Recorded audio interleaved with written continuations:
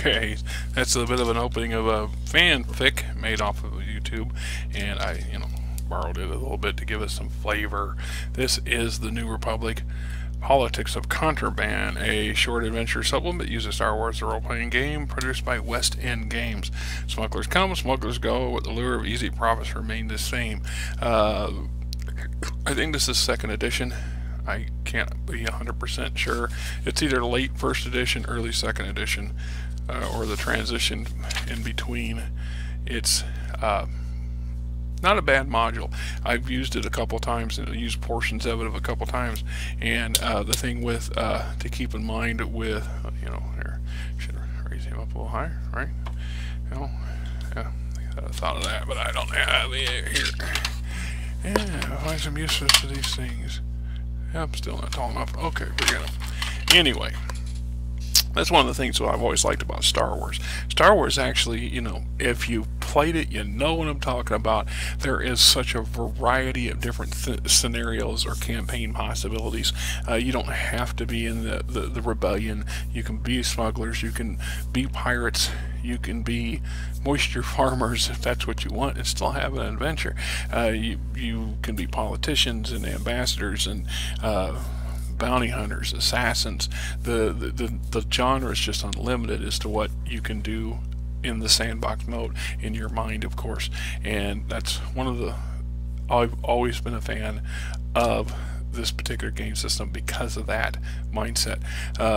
Whether it's the older 3D6 or D6 style, or the D20 version, and whatever's new. There's several new, as you know, there's several new incarnations of this game system set in Star Wars.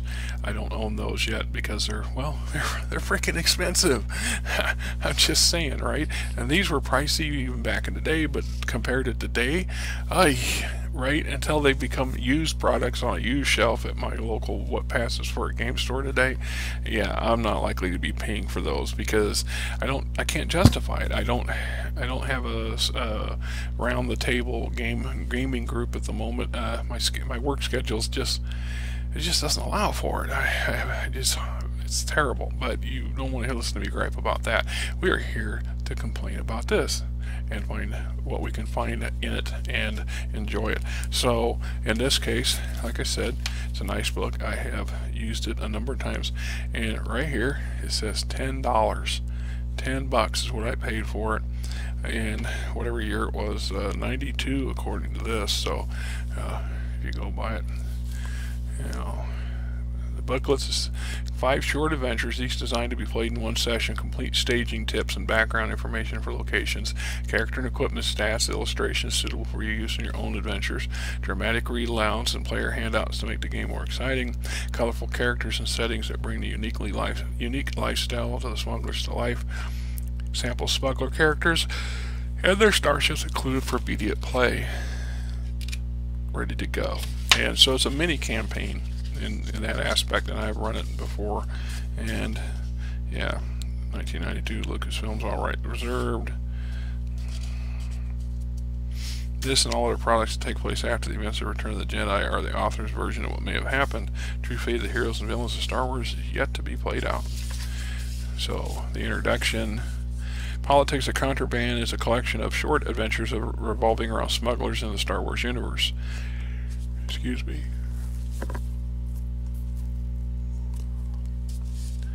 2 o'clock in the afternoon and I'm still yawning.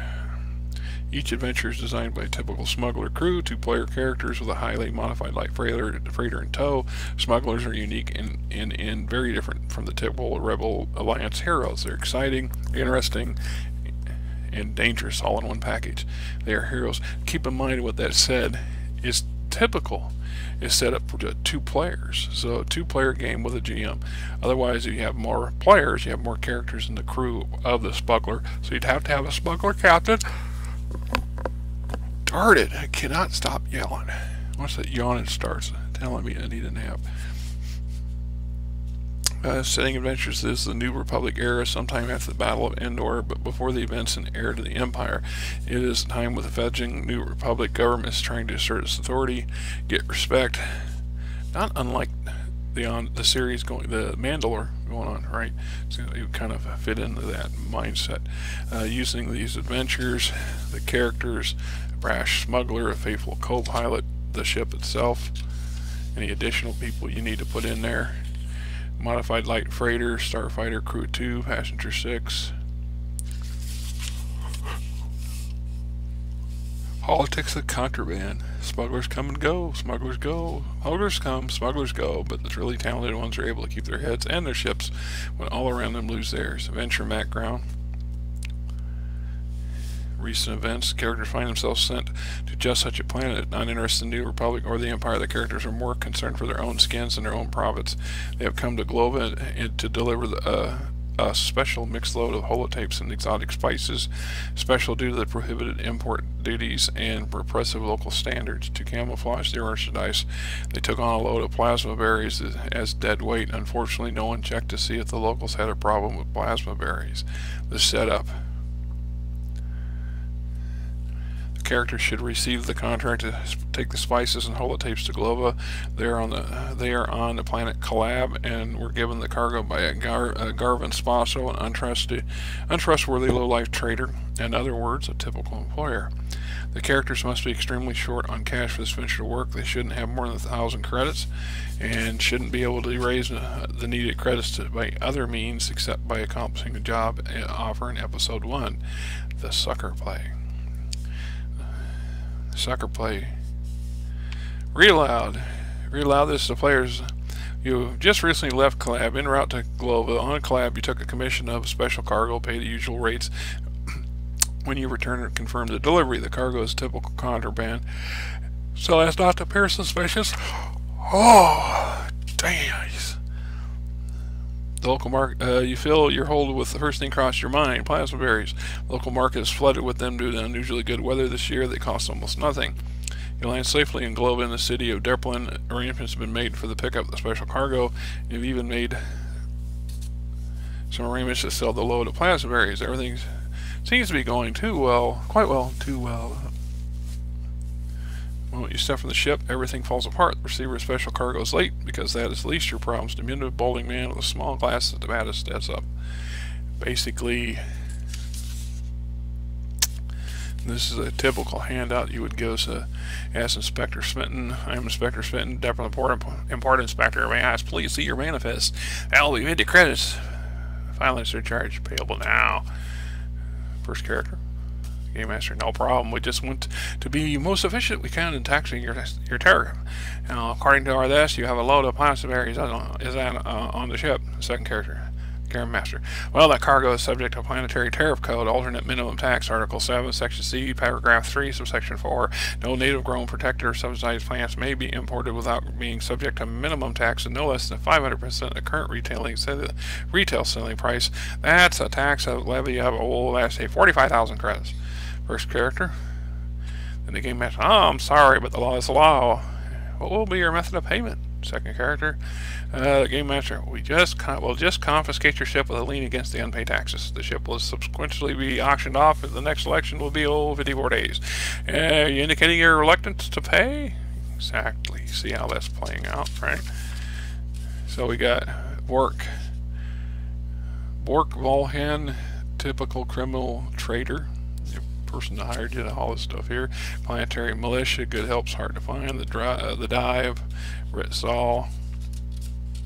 Mercenary by trade, was found his way to Globe as a variety of misadventures he'd rather not discuss. Capable of blasphemy, tends to get what he wants. He will demand 500 credits for his services, upping it to 1,000 credits or 500 in off-planet passage once he figures out the mission might be dangerous. And we got background on Glova, the world, depth on the town, a little bit of a map to work from. Captain Thraslukin, captain of his own ship. Maroon here when his ship was impounded under similar circumstances. While he is more than willing to help out, his outlook on the matter is not very good. Works Cantina, the Orchid, the job offer. keeping in mind that obviously the characters were not able to pay the fine, so their ship's been impounded. So they now have 54 days to figure out a way to A, get it back and get off planet, steal it back and leave, of course breaking a number of local laws, paying the outrageous tax, and or finding a way to get around that thing and, you know, getting their ship back. At the end of the day, the goal is to get their ship back. Job offer. Characters spent some time meeting local personalities, possibly recruiting some hired muscle. Bork will find the characters. He will explain that he is determined how they get their ship back and pay the fine. After moving more than a secluded booth, talks about the role acting shifty and untrustworthy. You know, hey, down the street here is this big warehouse. You know, this big warehouse. In this warehouse is some merchandise I need to recover. Now, you know, no, just hear me out here. If I can get it back, I can sell it to someone who will pay the fair market value, and then I can loan the money you need to get your ship out of the impound. But see, I got to get that stuff back first, so I can make my arrangements to sell it to help you. You got to help me to help you. Help me to help you. When the characters ask which warehouse, Bork replies, the last one on the street on the right. You want to take the job? The characters accept, it continues, blah, blah. Merchants, rare collection, antique holotapes, not unlike that which you brought in on your ship. They are kept in a small safe in the main office. Here's a rough map. At this point, the character receives a rough sketch of the city. Yeah, that would have been that rough map on 7. That's kind of a rough map, right? Robert Mencken, the New Republic Ambassador. Episode 2, Sucker Play, Part 2. If the characters bother to check out the warehouse before nightfall, they will see that it is obviously a New Republic embassy. The characters may want to opt to infiltrate the embassy or decide to go track down Bork for an explanation. If confronted, Bork will only grin sheepishly, explain, hey, it's not my fault the New Republic ambassador is a thief. Bork actually wants the characters arrested, simply put away. He figures Robert Mencken, the New Republic ambassador, will have characters jailed for several years, ignoring any explanations. Then he will simply buy out their ship by paying the import tax. Ain't that nice? New Republic embassy, the main hall, ambassador's office, warehouse service, the garrison rooms, infiltration if they want to infiltrate the place. Episode 3, Turnabout. Characters being held in the office and walks in the ambassador, standing nearly 2 meters tall. Robert McKenna is a new breed of New Republic man. He's dressed in business clothes, obviously already apparently waiting for them. Being a fair man, he will listen to the characters try to explain themselves. He try to pass it off a lie as the truth. He will know. He is aware of the disposition of their ship and the activities of the local government. Tell the truth, including a part that includes Bork. Merrick will explain, I knew it. I knew that two-faced son of a rancor. After he calls down, Merrick will explain, slowly trying to contact blah blah Republic. You know, so if you help me help you, I can help you out. If you help me help you, get him. Well, you know. And then we got Tetchis Berg, planetary governor. Didn't I lie? Look at that guy. Doesn't he look shifty? Huh? Doesn't he look shifty? There's that New Republic ambassador. Isn't he smarmy? Yeah, a little too smarmy. Politicians. What are you gonna do? The truth. The characters unasked will reveal that Bork's partner back on the cab, Garvin Spasso, was the one that suggested the plasma berries in the first place. Makino Spasso must have known that the import tax existed and was probably trying to get the character's ship confiscated. Both Spasso and Bork have connections in the government on Globa and could probably get their cargo from a confiscated ship without any problem. They will certainly get a cut from the sale of the ship. And from government on Globa is strongly tied to the Empire, blah, blah, blah, the resolution. Makina, the Republic ambassador, offers assistance to the New Republic government in the retrieval of their ship.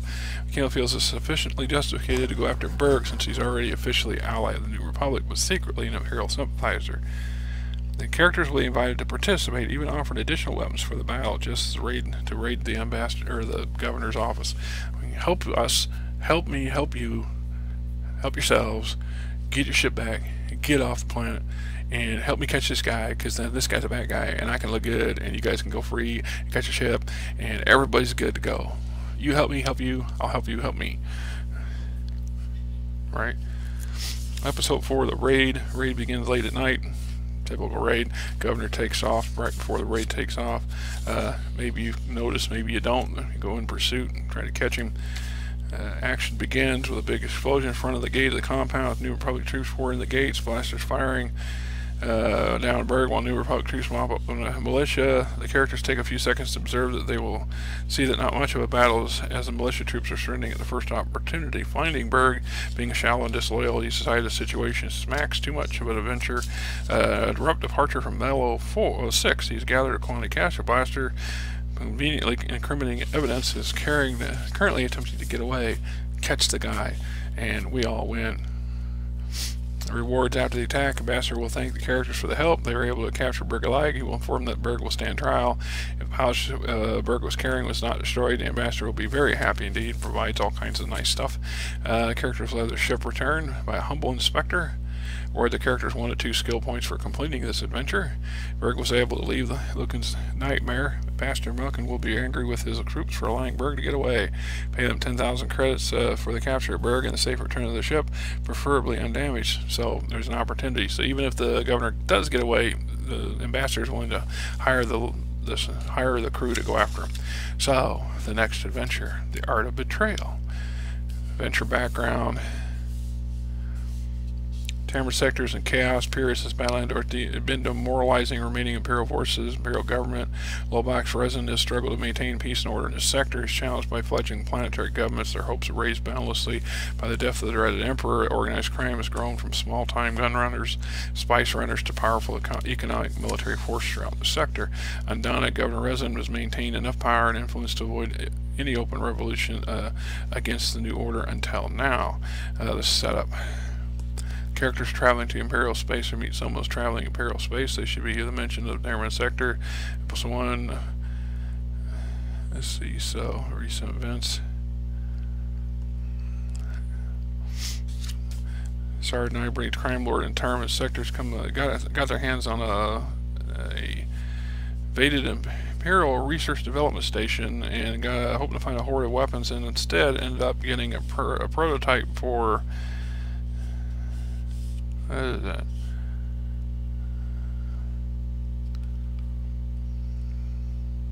Brand new personal shield generators, and she's going to auction it off to the highest bidder. Private auction is scheduled to be conducted on the Stellar Mermaid, a luxury liner, not unlike a previous adventure we reviewed on a luxury liner. So I got the adventure script, the bar, the patrons, the job.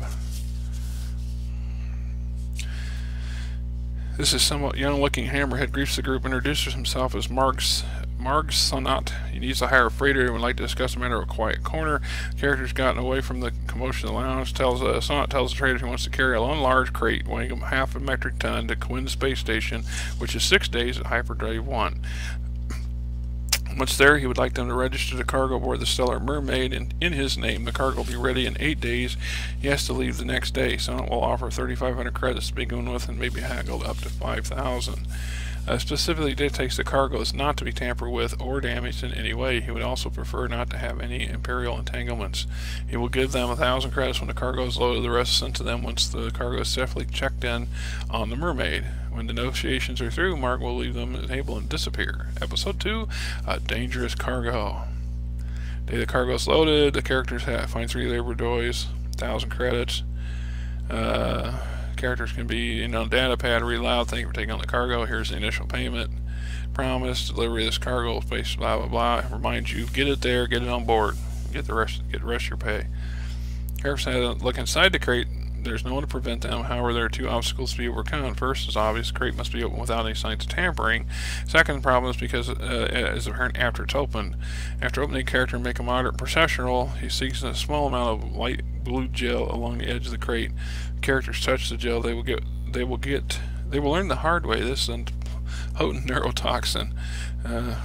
Contents are expensive clothing, 3 bottles of Alderanian Rouge liquor, variety of spices, 5 blaster pistols, and expensive digital holodisc player. Pistols are placed under everything else, so they appear to be what is being smuggled. However, the true treasure is in the article of clothing. Large and gaudy-looking belt, which seems to be rather unfashionable, is a demonstrative model of the new personal shield. Imperial inspection team, guests of the governor, get caught. Go to jail, be successful, get paid.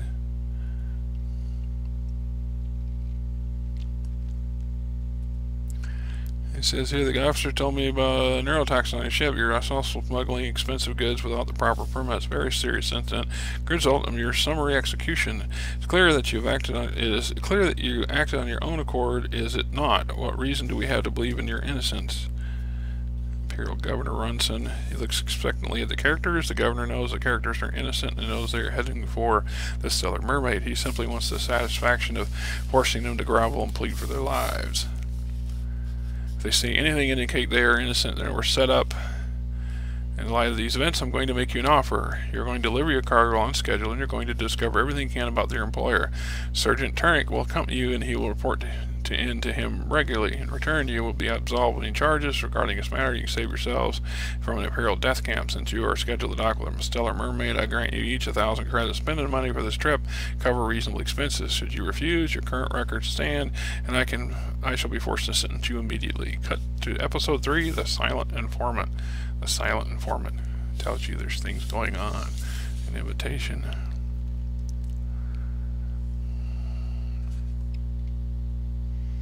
Make your way to the character's journey. 3 days from Stellar Mermaid, Quinn Station. You come across an escape pod. You retrieve the escape pod. Using spacesuits and extendable crawl tool requires a moderate tight roll once connected. They open the escape pod to read them out. You open the hatch, you're immediately overwhelmed with the smell of charred metal and fresh ozone. The interior of the pod is smoky. The pod seems relatively undamaged. Sprawling on the floor is a motionless body, blood stains around it. The body is that of a Rhodian. His name is Morgotu. And he is quite dead. Captain Glacis, Imperial, retired, typical retired Imperial captain. Also, there's an ornate scripted plaque given to the players, a copy of an invitation. Still up, episode 4 of the Stellar Mermaid. Land at Quinn Station, move your cargo, get it aboard, start investigating, living the good life aboard the station, a cruise liner. Stellar Mermaid. Gothel Crime Lord, Pari Nilgoth, Showtime, Attila the Hutt, some other NPCs. Attila has 10 Jawa henchmen with her as personal escorts and aid. Yeah, I've seen that before. Nice. There you go. Picture. There, see the Jawas in the background. Oh yeah. Be afraid. Be very afraid. Action begins. 4 long, attractive women in the middle 20s are in this room, offensively dressed. Approaches the podium at the front of the room, begins to speak. Welcome all of you. Thank you for accepting the invitation to join me on this cruise. I'm your host, Sergeant Nightbringer, and I am prepared to demonstrate this time a revolutionary device. Secrets will be sold only to the highest bidder. At this time, I need someone to help me demonstrate the project. How about you, gentle meeting? Motioning to the character posing as Morgotu, whichever your player characters chose to do that. She's going to take a shot. Shoots at you. Alright. At the beginning and the fun frivolities take place at the Shield Belt. Episode 5, Desperate Measures, Under Suspicion. Episode 6, A Game of Tag. You kind of get the gist on that one, right? On the dark. Rewards. Give the player 69 skill points. Characters report to the governor. Clears the record. Gets them 10,000 credits for the elimination of Nightbringer. Free time. Adventure 3. The adventure begins at the spaceport on the city Lisan on the planet Antiquity. The characters accepted a commission to fly 4 individuals to the planet.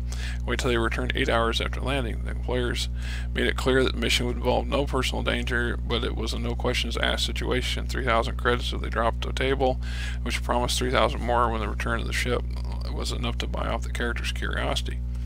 2 hours after landing, they were contacted by their employers. They explained that the mission would take about 2 hours longer than expected, so the character would have to wait around, though they would be throwing an extra 1,000 credits into the final payment to make up for the inconvenience. Well, time is money, and leaving 2 hours later with an extra 1,000 credits rather than with nothing is a good deal. However, this means the characters are stuck in a rundown city for 8 hours more with nothing to do. Start the adventure by handing each player a copy of the script. The setup. One of the characters, whoever reads the first character roll, should lose about 1,500 credits to Wooter, a Zarian con man, while visiting the industrial world at Tulloch. Wooter. Listen to the Antiquity, story behind the story, episode 1, The Hook, free time adventure script. basically chasing him down to get your money back, find out he needs help, so you're going to help him, help you, help yourself, get your money back, and get more money. And wait for the people who hired you who are doing something that not telling you about it, which usually doesn't end well. You know, just saying. Anyway, episode 2, the Karen. Episode 3, the problem.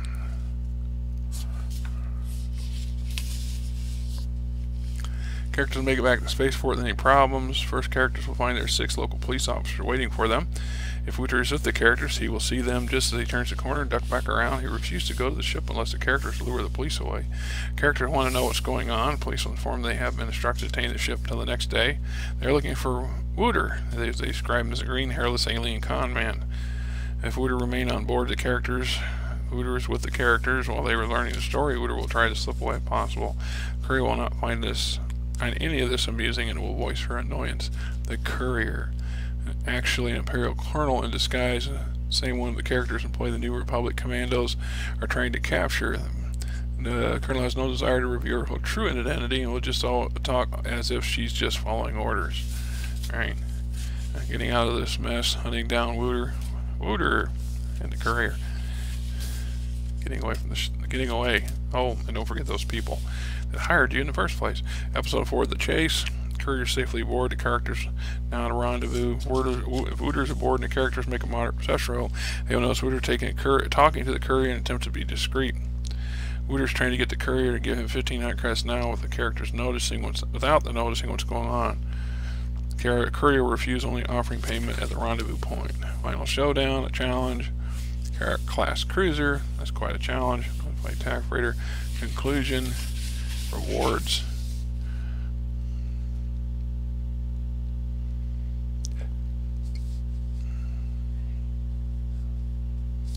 No conflict caused on the cruise. The characters will revive back at least in spaceport, plenty of time to spare. Wooter with the characters will take his leave. Gotta like that clock. Got a clock ticking. Gotta get back and get the original crew, original deal. Wooter with the characters, he will take his leave, and the characters on their own until their employers return.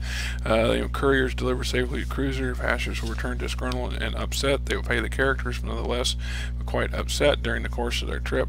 One of the player characters should overhear one of the players complaining that an Imperial colonel, aided by some no-good spacers, got away from the main New Republic commando team, which, by the way, was the original crew that hired them in the first place to go snatch this colonel.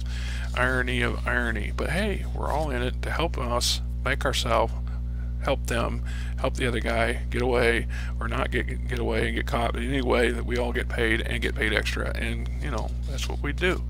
It's all good. All good. So, into the next adventure, the right place. Adventure background. The setup. The characters have to safely deliver a cargo for some other reason. Are visiting a trade planet at Kalan. The characters are just looking for a simple tavern, some place to get a cold drink, when everything goes wrong. Read aloud or paraphrase. You find yourselves once again nearly broke without the prospect of employment. You've landed on Carolina, a major commerce plant. You heard get away from anything you want in Carolina City, provided you're gutsy enough. When docked at the spaceport, you were told the best place in town to find employment is Gerlach's Liberation Emporium, over in the old city section of town. Gerlach's is nearly legendary for being the rowdiest, seediest, and most dangerous tavern this side of Carducci. You will fit right in.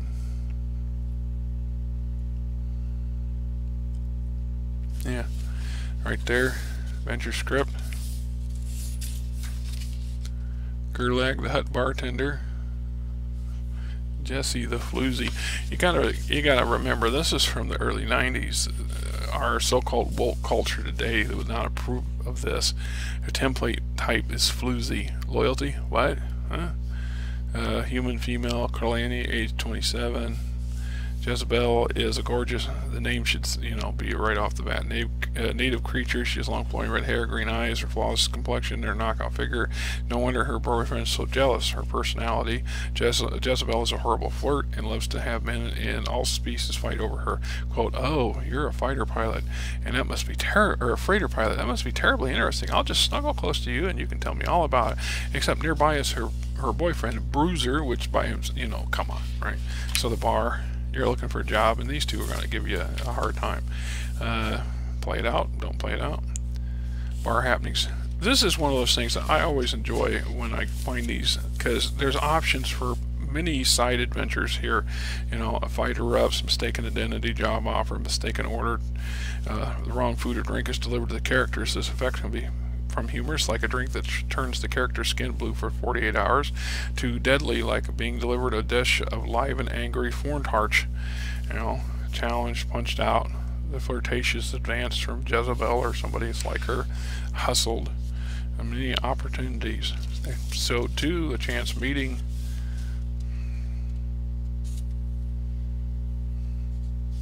Characters join the Thin Man. He will tell them his name is Krubus, a minor enforcer working for Jorkat the Render, major crime boss in Kelly. He's actually Verkenkal, a infamous smuggler, is currently wanted by the Imperial government and the rebels. Verkenkal would very much like to lead all of his pursuers away from Kelon on a wild Minoc chase. The characters just look like just the creatures he needs, and I'll play them.